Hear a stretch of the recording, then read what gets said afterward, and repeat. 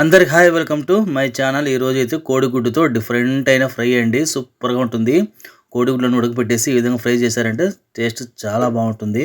ఇక్కడైతే నేను 6 కోడిగుడ్లు తీసుకొని ముందుగానే ఉడకపెట్టుకుని ఈ విధంగా కట్ చేసి పెట్టుకున్నాను అండి. దీని మసాలా కోసం అయితే మిక్సీ చిన్న జార్ తీసుకొని 1/2 స్పూన్ జీలకర్ర, 1/2 స్పూన్ మిరియాలు, 1/2 స్పూన్ ధనియాలు వేసుకొని మనం పొడి అయితే కొట్టుకుందాం. పొడి మరీ మెత్తగా కాకపోయినా బరగ్గా వచ్చి మనకు సరిపోతుందండి.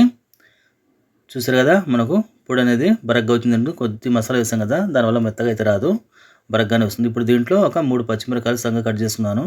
కొద్దిగా కొత్తిమీర, ఒక 7 తెల్లగడ్డపాయలు వేసుకుని దీన్ని మనం మిక్సీ పట్టుకుందాము. నీళ్ళు పోయకుండా మిక్సీ పట్టాలండి.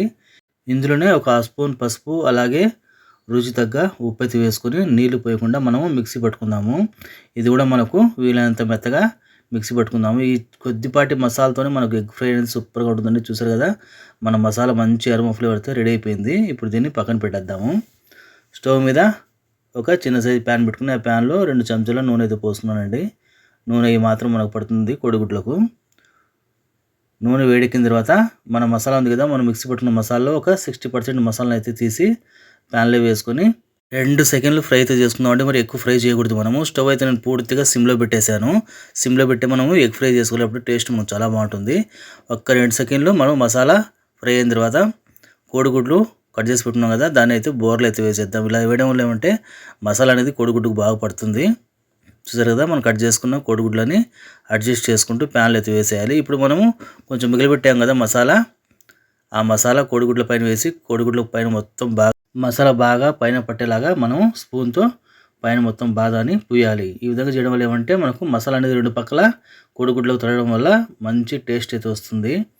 చిన్న చిన్న మసాలాతోనే, కొద్దిపాటి మసాలాతో మనము ఈ ఎగ్ ఫ్రై అనేది సూపర్గా ఉంటుందండి.